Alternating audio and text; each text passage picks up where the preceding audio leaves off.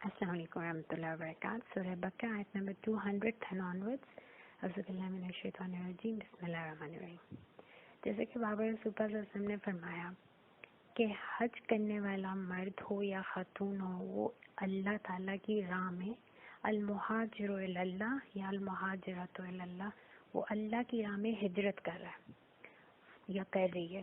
دنیا کی جتنی آئیڈینٹیٹیز ہیں، آل دا پیراڈائمز، دنیا کی تمام چاہتیں، جو کچھ انسان یا مومن جو ہے وہ اس کی جو بھی دنیاوی، اس کی اپنی جو بھی انڈرسٹینڈنگ ہے، ان سب کو وہ پیچھے چھوڑ کے ایک صحیح کرتا ہے کہ وہ کما حق کا وہ اپنے رب کا عبد بنے، اپنے رب کا خلیفہ ہونے کو ریئلائز کرے، اپنے رب تعالیٰ کا نور ہونے کو ریئلائز کرے. اور جس طرح کہ اللہ تعالیٰ نے بابا رسول اللہ صلی اللہ علیہ وسلم کی زبان اطہر سے ہمیں خوشخبری دی کہ اگر کوئی مومن مرد اور عورت حج کو اس کے حق کے مطابق جو ہے وہ پورا کرتا ہے، یعنی کہ وہ جو قدریں ہیں، جس طرح ہم نے لاسٹ سیٹنگ میں بات کی کہ دیر از این ایسنس آف حج، وہ ایک حضوری ہے، اس میں بندہ اپنے رب کا عبد ہونے کا اور اللہ کی عظمت کا جو ہے ایک پوری ریئلائزیشن ہے. تو جب کسی کو وہ حاصل ہو اور کوئی اس حق کے ساتھ حج کرتا ہے تو پھر خوشخبری ہے کہ وہ ایسے ہی ہو جاتا ہے جیسے جس دن وہ اس دنیا میں آیا گناہوں سے پاک. تو اللہ تعالیٰ ایسے اس کے پچھلے تمام جو برائیاں یا کوئی کمزوریاں تھیں، اللہ تعالیٰ ان سب کو مٹا دیتے ہیں اور وہ بالکل it's like a rebirth. And this rebirth is in صبغۃ اللہ، اللہ کے رنگ میں ایک نئی زندگی وہ شروع کرتا ہے. اور اللہ تعالیٰ فرماتے ہیں کہ اب وین یو گو بیک، اب تم نے وہ جو ایک ریئلائزیشن، وہ جو تم نے ایک اللہ کے لیے مخلص ہونے کی ان 4-5-6 دنوں میں جو ایک مسلسل کوشش کی ہے، اب واپس جاؤ اس کو اپنے اندر انٹرنلائز کرتے ہوئے اپنے بیہیویئر میں، اپنے اخلاق میں، اپنے معاملات میں، اپنی عبادات میں اس کو اب ایکچولائز کرنا ہے. سبحان اللہ. تو اسی لیے اللہ تعالیٰ بار بار ان حج کی آیات میں کہہ رہے ہیں کہ اپنے رب کا ذکر کرو، کانسٹنٹلی ریممبر اللہ تعالیٰ، کیونکہ تم اس کی حضوری میں ہو اور وہ اتنا غفور الرحیم ہے کہ تم جو جیسا بھی عمل کر کے پہلے آئے، جب تم اس سے استغفار کرتے ہو تو وہ رب اتنا کریم ہے کہ وہ تمہاری جتنے بھی پچھلے گناہ ہیں وہ غفور الرحیم ہے، وہ ان کو ضرور بخش دے گا. تو اب جو 200 آیت ہے، اس میں اللہ تعالیٰ فرماتے ہیں کہ جس وقت تم نے مناسک حج کمپلیٹ کر لیے، بس تم اپنے رب کا ذکر کرو، ایسے ذکر کرو جیسے جس محبت کے ساتھ، جس پرائیڈ کے ساتھ، جس جذبے کے ساتھ تم اپنے آباء و اجداد کا ذکر کرتے ہو، بلکہ کیونکہ تم مومن ہو، کیونکہ تم اللہ کی بارگاہ میں مہاجر ہو، تم اللہ سفر کر رہے ہو، تو تمہاری چاہت کیونکہ رب ہے، اس لیے آؤ اشد ذکر، ان آباء و اجداد سے بھی بڑھ کے محبت جو ہے وہ اللہ کے لیے تمہارے اندر ہونی چاہیے. اور اس محبت اور اس پرائیڈ کے ساتھ کہ میں کس ہستی کا عبد ہوں، میں کس کا خلیفہ ہوں. وہ فرمان ہے نا کہ اگر تم بندہ اپنی ریالٹی کو انڈرسٹینڈ کر لے تو وہ اللہ کی عظمتوں کو بھی انڈرسٹینڈ کر لیتا ہے. تو حج کیا ہے؟ وہ جو انسان کے اندر اللہ تعالیٰ نے معرفت عطا کیا اس کو اپنی، اور جو اس کے اندر اپنا عشق اور محبت اس کو عطا کیا ہے. حج میں آپ کانسٹنٹلی انہی چیزوں کو انرتھ کر رہے ہیں اپنے اندر، اور اپنے اندر وہ ذکر کیا ہے؟ You are discovering something you already knew but you forgot because of all the distractions around you. تو اب اللہ تعالیٰ فرماتے ہیں there are 2 kinds of people. Even یہاں پہ آ کے کچھ لوگ صرف موجود ہیں، حاضر نہیں ہیں. ان کو لبیک is just a word for them. اس کی حقیقت اور اس کے ایسنس کو وہ نہیں جانتے. تو فَمِنَ النَّاسِ، لوگوں میں ایسے بھی ہیں، مَن یقول، جو اللہ تعالیٰ سے کہتے ہیں ربنا آتِنا فی الدنیا وما لہ فی الآخرۃ من خلاق، کہ وہ اللہ سے کہتے ہیں اے ہمارے رب ہمیں صرف یہ دنیا عطا کر دے، وہ اللہ تعالیٰ سے مانگتے بھی ہیں تو پوری چیز نہیں مانگتے, صرف اللہ سے مانگتے ہیں تو دنیا مانگتے ہیں. تو اللہ تعالیٰ فرماتے ہیں وَمَا لَهُ فِي الْآخِرَةِ مِنْ خَلَاقٍ, ایسے لوگوں کا آخرت میں کوئی حصہ نہیں کیونکہ انہوں نے آخرت مانگی نہیں. اب یہ ایک پیراڈائم ہے, ایک سوچ کا نظریہ ہے. جیسا آج ہمارے یہاں ایک بڑا پاپولر سینگ ہے, وی اونلی لیو ونس, زندگی ایک ہی دفعہ ملتی ہے. اب یہ نظریہ اگر تو آخرت سے جڑا ہوا ہے کہ مجھے زندگی ایک ہی دفعہ ملی ہے, اسی میں نے آخرت کمانی ہے, اسی میں نے اپنے رب کو راضی کرنا ہے, اسی میں نے ایسے اعمال کرنے کہ جب میں اللہ کی بارگاہ میں جاؤں تو میں بھی اپنے رب سے راضی ہوں, میرا رب بھی مجھ پہ فخر کر رہا ہوں, پھر تو this becomes some thing different. لیکن اگر آخرت پہ کوئی نظر نہیں ہے اور انسان وی اونلی لیو ونس سے یہ کہنا چاہ رہا ہے کہ زندگی ایک ہی دفعہ ملنی ہے, اس کے بعد میں نے مٹی میں مل کے مٹی ہو جانا ہے, تو پھر اس کی زندگی کی جتنی بھی صحیح ہے, جتنی کوشش ہے, وہ صرف اور صرف اس دنیا اور اس دنیا کی چیزوں اور اس دنیا کی نعمتوں کے پیچھے ہو. کیونکہ ایک بیسک ہیومن ڈیزائر ہے کہ انسان امورٹل ہونا چاہتا ہے. انسان چاہتا ہے کہ میں اپنے پیچھے ایک لیگیسی چھوڑوں, کوئی پرماننٹ مارک چھوڑوں. اگر یہ دنیا ہی ایوری تھنگ ہے اور کہیں آگے ٹریول نہیں کرنا اور یہیں پہ جب موت آئے گی تو ہم نے مٹی میں مل جانا ہے, دس از آور سوچ, تو پھر وہ جو یاد رہ جانے کی اور زندہ رہ جانے کی جو ایک ڈیزائر انسان میں, تو پھر اس دنیا میں انسان میننگ لیس یوز لیس ڈگریز کے پیچھے زندگی گزار دیتا ہے, اسٹیٹس کے پیچھے, بلڈنگ ایمپائرز, بڑے بڑے گھر, ٹو بلڈ چیریٹیز جس میں وہ اپنے نام کے مونیومنٹس لگا سکے. All of this for the satisfaction of being remembered in this world after death or during this small lifetime. So it's a very superficial immortality. دوسری طرف جو سوچ ہے وہ یہ ہے we will be raised again. We only live once, no doubt. لیکن اس کے بعد جو دوبارہ زندگی ہے وہ ابدی زندگی ہے اور ہم دوبارہ اللہ کی بارگاہ میں اٹھائے جائیں گے. اب جب ہم دوبارہ اٹھائے جائیں گے اور اصلی زندگی وہی ہے تو آپ دیکھیں انسان امورٹل تو ہونا چاہتا ہے, وہ چاہتا ہے کہ وہ کوئی پرماننٹ مارک چھوڑے. تو اب اس کی انویسٹمنٹ جتنی بھی ہوگی وہ اس دنیا میں نہیں ہوگی, وہ ساری ان کاموں کی طرف ہوگی جن کا اجر اس کو اپنے رب سے آخرت میں چاہیے. تو اس کا ہر کام اللہ کی رضا کے لیے ہوگا کیونکہ اللہ کو راضی کرے گا تو وہ آگے جائیں گے اعمال. اگر اس دنیا کے لیے اعمال ہے تو پھر تو یہیں پہ بدلہ مل جائے گا. سو اس کے اندر ایک سیلف لیسنس آئے گی. وہ جو ہم نے بات کی کہ پہلے بھی ہم نے بات کی کہ اللہ تعالیٰ نے جو لوگ ہیں معاشرے میں بینیفیشل جو لوگ ہیں وہ تین طرح کے ہیں. ایک اہل احسان ہے, ایک اہل شہادت ہے, ایک اہل جمال ہے. اور ضروری نہیں کہ یہ ڈفرینٹ لوگ ہی ہوں, بعض دفعہ ایک ہی انسان کے اندر یہ تینوں کوالٹیز موجود ہوتی ہیں. اہل شہادت زندگی دے کے باقی لوگوں کی زندگی کو انشور کرتے ہیں. اہل احسان دوسروں کے لیے زندہ رہ کے اور معاشرے کو جس وہ ایک لو لیول پہ زندہ رہ رہا ہوتا ہے اس سے اس کو اٹھاتے ہیں, لوگوں کو ہائر اسٹیٹ آف بینگ تک لے کے جاتے ہیں.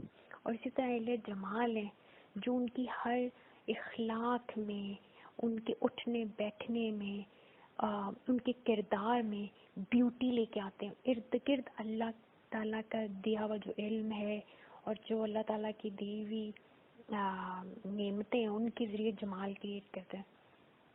So basically there are two compasses. آپ کا ٹرو نارتھ کدھر ہے, دیٹ وڈ ڈٹرمن کہ آپ اللہ سے کیا مانگ رہے ہیں. اگر تو ٹرو نارتھ یہ ہے کہ میں نے اللہ سے ملاقات کرنی ہے اور اس ملاقات کا مجھے کانسٹنٹ انتظار ہے اور مجھے اپنے رب سے محبت ہے, یہ ایک ایسی ملاقات ہے that I am yearning for, I am aching for, I can't wait to go back. تو اس I can't wait to go back والے ٹائم پیریڈ میں انسان کوشش کرتا ہے کہ جس محبوب کے پاس جا رہا ہے بہترین تیاری کر لے تاکہ جب اس کے سامنے جائے تو اس کو کوئی شرمندگی نہ ہو اور انسان خود بھی خوش ہو اور جس کو ملنے جا رہا ہے وہ بھی اس کے آنے سے خوش ہوتے ہیں. اللہ تعالیٰ فرماتے ہیں وَمِنْهُمْ مَنْ يَقُولُ, اور ایسے لوگ بھی ہیں جو کہتے ہیں ربنا آتنا فی الدنیا حسنۃ وفی الآخرۃ حسنۃ وقنا عذاب النار, اے ہمارے رب عطا کرے ہمیں اس دنیا میں بھی حسنہ اور آخرت کی بھی ہمیں حسنہ عطا فرمائے, اور ہمیں وہ جو آگ کا عذاب ہے, آگ کا عذاب کیا ہے, بیسیکلی اللہ کی محبت سے دوری ہے, تو وہ جو آپ سے دوری کا عذاب ہے, جو آپ سے حجاب میں جانے کا عذاب ہے, اس عذاب سے ہمیں بچا لیں. اس دنیا کا بھی ایسنس عطا فرمائے, اس دنیا میں ہم بیکار نہ ہو جائیں, ہم خسارے والے نہ ہو جائیں, ہم ضائع ہونے والوں میں سے نہ ہو جائیں. اس دنیا کے بھی ہمیں حسنہ عطا فرمائے. اور حسنہ پہ بھی ہم نے بات کی تھی کہ جو ایسنس ہوتا ہے, جیسے ہم ایک فروٹ لیتے ہیں, اس فروٹ سے ہم جوس بناتے ہیں, اس جوس کو ہم پی لیتے ہیں, یہ بھی ابھی حسنہ نہیں ہے. پھر اس کا جو بہترین پارٹ ہماری باڈی میں جذب ہوتا ہے, ہمارے خون کا حصہ بنتا ہے, اور پھر وہ ہماری باڈی کو انرجی دیتا ہے. وہ جو انرجی ہم اس فروٹ سے ایسنس اس کا لیتے ہیں, that is حسنہ. تو آپ دعا کیا کہہ رہے ہیں اپنے رب سے کہ یا اللہ اس دنیا کے اندر بہت سی ڈسٹریکشنز ہیں, لیکن اس کے اندر ایک بہت بڑی حسنہ بھی آپ نے رکھی ہے جس کے ذریعے ہم اپنی آخرت کو کمائیں گے. تو ہمیں وہ تمام حسنات, وہ جو ایسنسز ہیں آپ کی برکتوں والے, آپ کی رحمتوں والے, آپ کی شفقتوں والے, آپ کے نور اور آپ کی نظر کرم سے جو منور چیزیں ہیں, وہ ہمیں دنیا میں بھی وہ ساری محبتیں, خوشیاں, سب کچھ ہمیں دنیا میں بھی عطا کیجیے گا اپنے کرم کے ساتھ, اور ہمیں آخرت کا بھی بہترین حسنہ عطا فرمائیے گا. اور یہ دعا رحمۃ اللہ علیہ بابر صلی اللہ علیہ وسلم کی فیوریٹ دعاؤں میں سے. اور ہم جس وقت طواف کعبہ کرتے ہیں تو رکن یمانی سے رکن ہندی جو ہے, جس کو جدر حجر اسود ہے, اس کے درمیان لوگ صرف یہ دعا مانگتے ہیں, کیونکہ سنت رسول اللہ صلی اللہ علیہ وسلم میں کہ آپ صلی اللہ علیہ وسلم یہ دعا مانگا کرتے تھے. اور آپ صلی اللہ علیہ وسلم سے مطلب ایک روایت ہے کہ آپ صلی اللہ علیہ وسلم ایک شخص بیمار ہوا اور آپ اس کی تیمارداری کے لیے گئے, اور آپ نے دیکھا کہ وہ اتنا کمزور ہو گیا کہ جس طرح ایک کمزور چھوٹی سی چڑیا ہوتی ہے, اتنی کمزوری اور نقاہت تھی اس پہ. تو آپ نے اس کو جیسے ہی دیکھا تو نبی کریم صلی اللہ علیہ وسلم کی نظر پاک ہے, تو آپ نے اس سے پوچھا کہ تم اللہ سے آج کل کوئی خاص دعا تو نہیں مانگ رہے؟ تو اس نے کہا کہ یا رسول اللہ صلی اللہ علیہ وسلم میں اللہ سے دعا مانگتا ہوں کہ مجھے جو عذاب آخرت میں ہونا ہے میرے ہاتھوں کی کمائی کی وجہ سے, وہ مجھے اس دنیا میں ہی دے دے.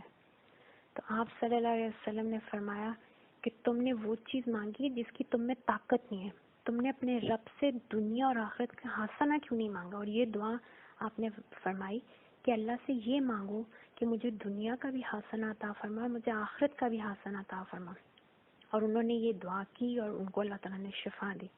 تو اس دعا میں ہمارے لیے ایک موٹیویشن ہے کہ انسان کو, یہ بابر صلی اللہ علیہ وسلم کا ہمیں فرمان بھی ہے, آپ کا حکم ہے کہ انسان کبھی اپنے لیے مشکلات نہیں مانگے, انسان کبھی اپنے لیے آزمائش نہ مانگے. اللہ تعالیٰ بہت غفور الرحیم ہے, اللہ تعالیٰ بہت کریم ہے.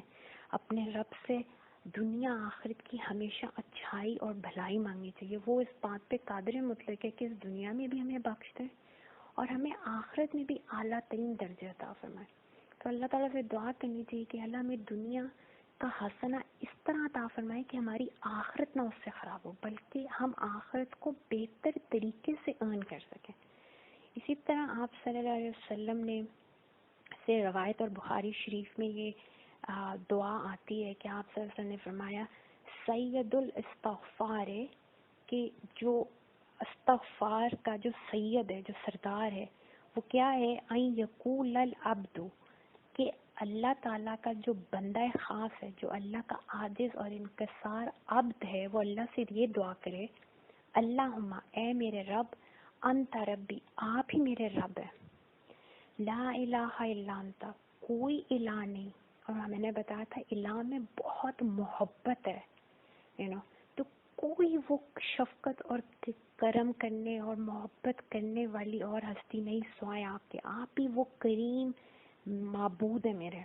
خلقتانی, آپ نے ہی مجھے پیدا کیا, وَأَنَا عَبْدُكَ, اور میں آپ کی عبد ہوں, وَأَنَا عَلَىٰ عَهْدِكَ, اور میں اس عہد بھی ہوں جو میں نے آپ سے کیا تھا، عہد لست وَوَعْدِكَ مَسْتَطَعْتُ، اور اپنی جو میری استطاعت ہے، جو میری طاقت ہے، میں اس کے مطابق اس عہد کو پورا کرنے کی کوشش بھی کر رہی ہوں، اور آپ کے ان وعدوں کا بھی ویٹ کر رہی ہوں جو آپ نے ہم سے کیے ہیں آخرت کے.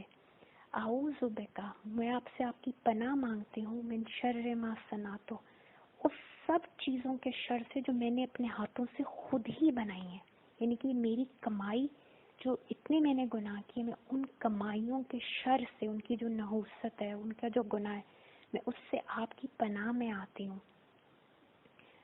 اعوذ بک من شر ما صنعت ابوء لک بنعمتک علیہ، مجھے پورا اعتراف ہے آپ کی ان تمام نعمتوں کا جو آپ نے مجھ پہ کی. وَأَبُوءُ بِذَنبِی، اور یا کریم رب، میں اعتراف کرتی ہوں اپنے گناہوں کا، میں بہت شرمندہ ہوں کہ وہ جو آپ نے مجھ پہ اتنی محبتیں اور اتنی شفقتیں نازل کی، میں ان کا حق نہیں ادا کر سکی. فاغفر لی، بس آپ میرے ساتھ غفر کا معاملہ فرمائیں، مجھے بخش دیں، مجھے معاف کر دیں. فإنہ لا یغفر الذنوب، کیونکہ بے شک کوئی گناہوں کو دھو نہیں سکتا، کوئی گناہوں کو معاف نہیں کر سکتا. ان گناہوں کی جو ان کے جو بیڈ ریپلز ہیں اور ان کا جو شر ہے اور ان کی جو نحوست پھیلی ہوئی، اس کو کوئی نہیں روک سکتا، مٹا سکتا، دھو سکتا، الا انت، سوائے آپ کے. اب یہ سید الاستغفار ہے. تو آپ صلی اللہ علیہ وسلم نے فرمایا، من قالها فی لیلۃ، جو یہ کلمات رات کو کہہ کے سوئے گا، فمات فی لیلۃ، اور وہ رات کو فوت ہو جائے، داخل الجنہ، تو وہ انشاءاللہ اللہ تعالیٰ کی محبتوں میں، یعنی کہ اللہ کی جنتوں میں داخل ہوگا. ومن قالها فی یومی، اور کوئی دن کے وقت یہ کہے، فمات، اور پھر وہ اس دن فوت ہو جائے، داخل الجنہ، وہ بھی اللہ کے کرم سے اللہ تعالیٰ کی رحمتوں میں، جنتوں میں داخل ہوگا. تو ایمان تو ہے ہی امید اور خوف کے درمیان. امید کہ میرا رب بہت قریب ہے، اور خوف اپنے گناہوں پہ شرمندگی اور ندامت. اب آپ دیکھیں قرآن پاک میں اللہ تعالیٰ فرماتے ہیں، دعا میں سکھاتے ہیں، رب اغفر وارحم وانت خیر الراحمین. جیسے ہی آپ نے کہا رب اغفر، یا اللہ میرے گناہ بخش دے، اعتراف کیا نا کہ اللہ میں ہمبل ہو رہی ہوں، میں تو ہوں ہی عاجز، میں نے بہت گناہ کیے ہیں، وارحم، لیکن آپ رحمان ہیں. اور اپنے گناہوں کو میں دیکھتی ہوں تو مجھے لگتا ہے کہ کوئی بچاؤ نہیں ہے، لیکن دوسری طرف آپ کی رحمان ذات کو میں دیکھتی ہوں اور آپ کی کریمی کو میں دیکھتی ہوں. تو یا رحمان، یا رحمت للعالمین کے رحیم کریم رب تعالیٰ، رب اغفر وارحم وانت خیر الراحمین، بے شک آپ تمام رحم کرنے والوں سے زیادہ رحم کرنے والے ہیں، تو مجھے بخش دیں. تو اللہ تعالیٰ کی طرف سے بھی اور نبی کریم صلی اللہ علیہ وسلم کی طرف سے بھی یہ ہمیں ہدایت ہے کہ ہم اپنے رب سے اس طرح جڑے رہیں، اور دنیا آخرت کی حسنات مانگیں. اولئک لہم نصیب مما کسبوا، سو یہی وہ لوگ ہیں جن کے لیے نصیب، جن کے لیے حصہ ہے، مما، فرام واٹ ایور کسبوا، انہوں نے کسب کیا، انہوں نے کوشش کی. ہر انسان جو کوشش کر رہا ہے اس کو وہی نصیب ملے گا. کوئی آخرت کی کوشش کر رہا ہے، اللہ جانتا ہے کون کتنا مخلص ہے. اللہ تعالیٰ اتنے کریم ہے کہ ایک چھوٹے سے دانے کے اوپر جو ہے نا، آپ اللہ کی راہ میں ایک صدقہ کا ایک دانہ دے دیں تو اللہ تعالیٰ آپ کی زندگی بھر، وہ تو قادر مطلق ہے، اس کی تو رحمت نے پورے کائنات جہان، بیونڈ ٹائم اینڈ اسپیس، ہر طرف اس کی رحمت پھیلی ہوئی ہے. وہ ایک دانے پہ بھی جنت دے سکتا ہے، اور ایسا بے نیاز ہے کہ اگر کسی سے وہ خفا ہو جائے تو وہ ایک چھوٹی سی بات بھی اللہ کی بارگاہ میں can get a person into trouble. So basically Hajj is all about you giving up yourself. جو بھی آپ اس وقت تک تھے، آپ نے اتنی زندگی اپنی مرضی سے گزاری. حج از اے ڈیکلیریشن کہ یا اللہ آج سے میں آپ کا حنیف بن گیا ہوں، آج سے میں آپ کی حنیفہ ہوں، آج سے میں آپ کے رنگ میں رنگنا چاہتی ہوں. اور آپ دیکھیں اس ایگزامپل میں آپ کے پاس ایک طرف حضرت ابراہیم علیہ السلام ہے، ایک خواب پر بیٹے کو قربان کرنے چلے، ایک حکم پر اپنی پیاری فیملی کو ریگستان میں چھوڑ گئے، بی بی ہاجرہ علیہ السلام کے سوالوں اور التجاؤں پر بھی آپ خاموش، ایک دفعہ مڑ کے نہیں دیکھا، حکم ربی پر کبھی کوسچن نہیں کیا، اور ایسا نہیں ہے کہ دل پہ پتھر رکھ کے کوسچن نہیں کیا، آپ کبھی اداس نہیں ہوئے، اللہ سے مایوس نہیں ہوئے، ہر لمحہ جس وقت آپ سے اللہ تعالیٰ نے کوئی بھی ٹیسٹ لیا، آپ نے یہ نہیں کہ دل پہ پتھر رکھا اور اپنے پر جبر کیا، آپ نے لبیک کہا، کیونکہ آپ کو اپنے رب کے اوپر اتنا کامل یقین محکم، ہر چیز جو آپ نے، ہر زندگی کا جو آپ نے ایکشن کیا، جو آپ نے عبادت کی، ہر لمحہ آپ اللہ تعالیٰ سے جڑے ہوئے ہیں، اور ہر لمحہ محبت کا ہے۔ اسی طرح آپ صحابہ اکرام میں دیکھیں حضرت ابو بکر صدیق کو کہ تبوک کے دن آپ ٹاٹ پہنا ہے، سب کچھ لے کے آئے، اور آپ دیکھیں پھر اللہ کتنا قدردان ہے کہ اللہ تعالیٰ نے سوال ہی بدل دیا، کیا لے کر آئے نہیں کہا گیا، کیا چھوڑ کے آئے کہا گیا، اور پھر حضرت جبرائیل امین آئے کہ اللہ کا السلام لے کے، اور کہا کہ اللہ تعالیٰ پوچھ رہے ہیں کہ ابو بکر اپنے رب سے راضی ہے، صدیق سے اللہ کو پیار ہے، صدیق اللہ کے پیارے ہیں، جیسے اللہ تعالیٰ کے پیارے نبی حضرت ابراہیم علیہ السلام اللہ کے خلیل ہیں، اللہ نے ان کو اپنا دوست بنایا، اپنے لیے چنا۔ وَاذْكُرُوا اللَّهَ فِي أَيَّامٍ مَّعْدُودَاتٍ، بس تم اللہ کا ذکر کرو ان گنتی کے دنوں میں۔ اب یہ گنتی کے دن حج کے جو اینڈ کے 3 دن ہیں، ایام تشریق ان کو کہتے ہیں، 11th 12th and 13th of ذی الحج، جس میں کہ منا میں رکا جاتا ہے، اور تینوں دن، تینوں جمعرات جو تینوں شیاطین ہیں ان کی رمی کی جاتی ہے، اور اللہ تعالیٰ فرما رہے ہیں کہ ان دنوں میں بھی کانسٹینٹ اپنے رب کے ساتھ جڑے رہو، اس کا ذکر کرتے رہو۔ یہ کھانے پینے کے دن ہے، اللہ کا ذکر کرنے کے دن ہے۔ سو فمن تعجل فی یومین فلا اثم علیہ، بس جو جلدی واپس آ جائے، یعنی کہ آپ 12th کو بھی واپس آ سکتے ہیں، 11th 12th and then you can come back, تو اللہ ہمارے اس میں بھی کوئی گناہ نہیں۔ ومن تاخر فلا اثم علیہ، اور جو کوئی رک گیا یعنی کہ 13th تک وہ رکا تو اس میں بھی کوئی گناہ نہیں۔ لمن اتقی، بلکہ یہ تو پرہیزگاری کے لیے، یہ تو اللہ کا مزید تقوی آپ کے اندر ڈالنے کے لیے۔ اب آپ دیکھیں کانسٹنٹ 3 دن تواتر سے ہم رمی کرتے ہیں، اٹس اے سمبل کس چیز کا ہے؟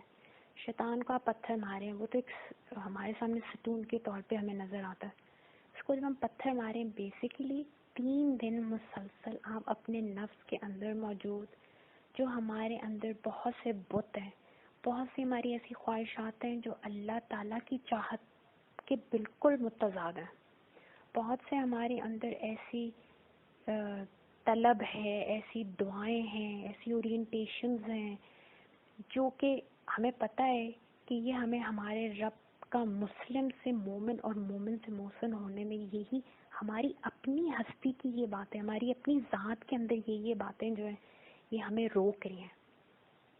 سو اسی لیے اللہ تعالیٰ فرما رہے ہیں کہ کانسٹنٹ رب کا ذکر کرو۔ اب ذکر میں کلمات میں استغفار بھی آتا ہے، اور پہلے ہی میں نے بات کی تھی ایک دفعہ کہ جو استغفار ہے ضروری نہیں ہے کہ انسان کے میں نے تو کوئی گناہ نہیں کیا، جب میں نے گناہ نہیں کیا تو میں استغفار کیوں کروں؟ کیونکہ آپ دیکھیں بار بار قرآن پاک میں اللہ تعالیٰ کہتے ہیں اپنے رب سے اس کا غفر مانگو، وہ ضرور، وہ غفور رحیم ہے، وہ ضرور تمہارے اوپر اپنی رحمت کی چادر ڈال دے گا، وہ تو ضرور تمہارے جو اعمال ہیں ان کی اصلاح کر دے گا۔ اور پھر بابر رسول صلی اللہ علیہ وسلم نے فرمایا کہ میں دن میں 70 دفعہ، آپ کو پتہ ہے 700 یہ بہت زیادہ کہ ان انگنت کے معنوں میں آتا ہے۔ تو رحمت للعالمین جو ہے یہ تو ان کا مقام ہے عاجزی کا اور بندگی کا کہ وہ اللہ تعالیٰ کے عبد خاص ہیں، کہ وہ اس عاجزی میں اللہ تعالیٰ کی بارگاہ میں کہہ رہے ہیں کہ میں استغفار کرتا ہوں۔ تو اس سے ہمیں کیا سمجھ آئی کہ استغفار کیا ہے؟ بیسیکلی ہمارا جو بھی عمل ہے اس میں جتنی کمی رہ جاتی ہے، اور وہ 99.9% کمی ہی رہ جاتی ہے، انسان کبھی بھی کوئی عمل کامل طریقے سے تو نہیں کر سکتا، تو عاجزی ایشو کرتا ہے اللہ کی بارگاہ میں کہ اللہ جو مجھ سے کمی رہ گئی اس کو پورا کر دیں. اور یہی آپ کانسٹنٹ اپنے اندر ایک تزکیہ کر رہے ہیں ان ایام تشریق میں کہ میرا رب کیا چاہتا ہے کہ فاطمہ کیسی ہو، اللہ تعالیٰ کی میرے لیے چاہت کیا ہے، بابا رسول اللہ صلی اللہ علیہ وسلم کی میرے لیے دعا کیا تھی، وہ جو پوری پوری رات میرے لیے دعائیں کرتے تھے کہ میری یہ امتی مجھے ایسے ملے قیامت کے دن، وہ ان کی چاہت کیا ہے اور فاطمہ کی اپنی چاہت کیا ہے، اور اس میں کہاں کہاں کلیش ہے اس کو میں نے مٹانا ہے. اور دوسرا یہ کہ انسان کو کبھی خود کو زنگ نہیں لگنے دینا چاہیے. کوئی بھی ایسی اسٹیٹ جو انسان میں اس طرح پرماننٹ ہو جائے، خاص طور پہ جو بیڈ اسٹیٹس، بیکاز یہ تزکیہ نفس کے 3 دن ہے. کانسٹنٹ آپ نے اپنے اندر پروننگ کرنی ہے، جس طرح آپ ایک بیل کی پروننگ کرتے ہیں کہ اس کے جو جو ایلیمنٹس برے لگ رہے ہیں، بھدے لگ رہے ہیں، آپ ان کو کاٹیں تاکہ اس کی خوبصورتی نمایاں ہو. آپ کانسٹنٹ اپنے اخلاق کی، اپنے کیریکٹر کی، آپ اپنے معاملات کی، اپنے رشتے ناتوں کو آپ کانسٹنٹلی انالائز کر رہے ہوتے ہیں، ان کی اکاؤنٹیبلٹی کر رہے ہوتے ہیں، اور آپ اس میں نوٹس کریں کہ کوئی ایسی اسٹیٹ تو نہیں ہے بری مجھ میں جو اتنی پرماننٹ ہو گئی کہ عادت ہی بن گئی، ٹو این ایکسٹینڈ کہ مجھے خود اپنی اسٹیگننٹ اسٹیٹ کا شعور ختم ہو گیا. اب ذکر کیا ہے؟ آپ کو شعور دلانے کا عمل ہے. احساس انسان کو جب ہو تو پھر اس کے اندر زنگ نہیں لگتا، اور یہ جو زنگ دل پہ لگتا ہے یہی مہر ہے. چھوٹی چھوٹی مہریں، جیسے گندگی کی انسان کو سمجھے عادت ہے تو پھر صفائی کے خلاف اس کے دل پہ مہر لگ جاتی ہے، اور پھر اس کو گندگی کا احساس ہی نہیں رہتا. اسی طرح جو لوگ گناہ کرتے ہیں اور کہتے ہیں یہ تو بہت چھوٹی چھوٹی بات ہے، یہ تو میری عادت ہے، میں تو مذاق میں جھوٹ بول دیتا ہوں یا بول دیتی ہوں، یا میں فلاں کی چیز اٹھا لی، یا یہ تو میری عادت ہے، مذاق میں لوگوں کے پیچھے بات کر دیتی ہوں یا کر دیتا ہوں. ابھی چھوٹے چھوٹے گناہ اور مجھے یہ گناہ لگ نہیں رہے.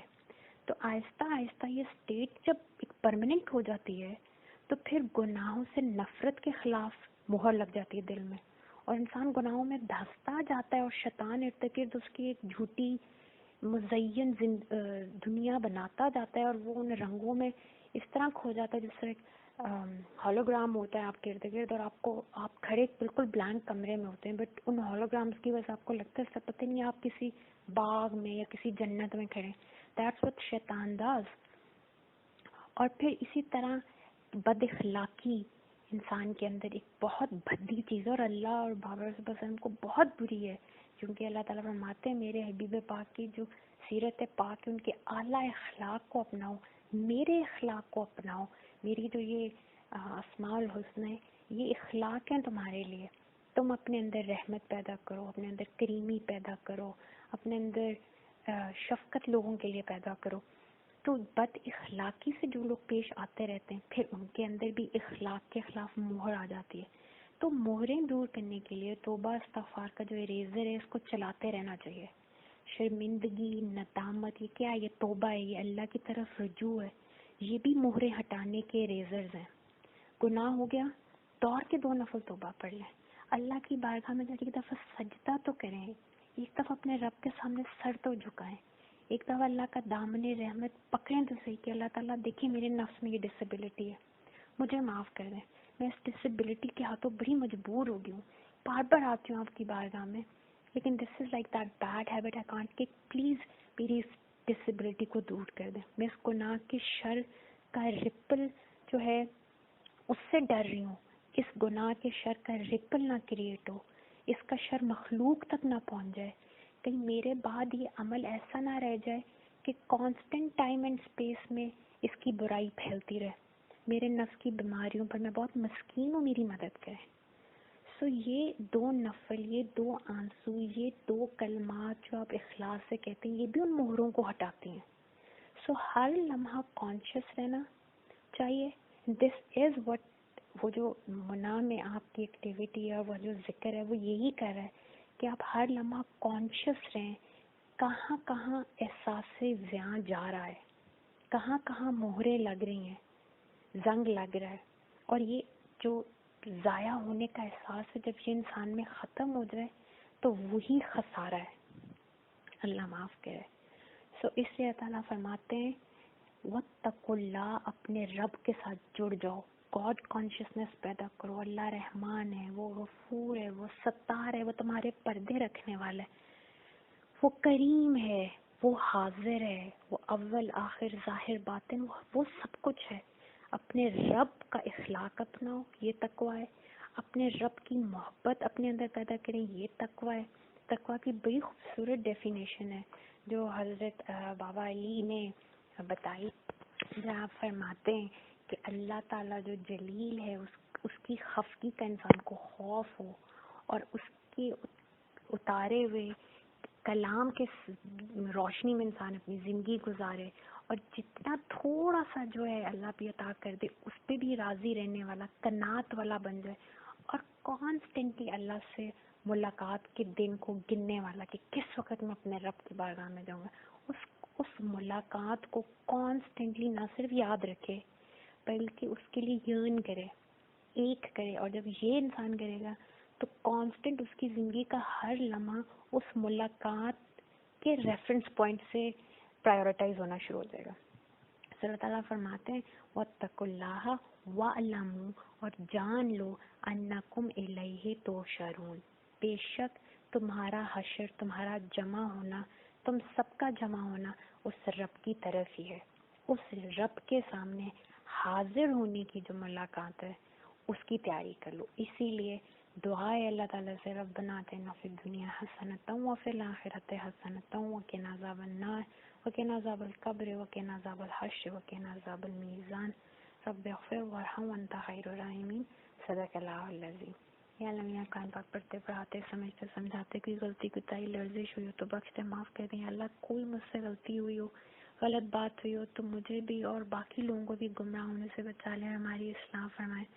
اور یہ قرآن پاک جو ہم نے پڑھا اس کو اپنے شان کریمی کے شایان شان تمام انبیاء و رسول علیہ الصلوۃ والسلام، تمام اہل بیت رسول اللہ صلی اللہ علیہ وسلم، تمام اہل بیت و اہل و عیال رسول اللہ صلی اللہ علیہ وسلم، تمام اصحابہ رسول اللہ صلی اللہ علیہ وسلم، امت میں جتنی امتی آئے، فوت ہو گئے، شہید ہو گئے، زندہ ہیں، قیامت تک آئیں گے، تمام ملائکہ رجال الغیب، سابقون الاولون، صدیقین، شہداء کی طرف سے، بابا رسول اللہ صلی اللہ علیہ وسلم کی مجھ غلام بیٹی کی طرف سے اپنی شان کریمی کے شایان نشان اپنے نور اور محبت سے معطر منور شاد اور بات کرتے ہیں، اپنی بارگاہ میں قبول منظور مقبول اور محبوب فرماتے ہوئے ہماری طرف سے ہدیہ بارگاہ رسول اللہ صلی اللہ علیہ وسلم میں پہنچا دیں، اور ہم سب کو کما کر اپنی چاہتوں جیسا بابا رسول اللہ صلی اللہ علیہ وسلم کی دعاؤں جیسا بنا دیں، تاکہ ہم آپ کی شفیق مہربان مسکراہٹ کا باعث بنے زندگی کے ہر لمحے میں، ہر پل اور سام میں. اور نبی کریم صلی اللہ علیہ وسلم کی لحاظ امت دنیا اور آخرت میں ہم ان کی آنکھوں کی ٹھنڈک بنے، ہم سے انہیں کبھی کوئی غم نہ ملے، کوئی دکھ نہ ملے. نبی کریم صلی اللہ علیہ وسلم کو ہم سے صرف خوشی ملے. آمین. جزاکم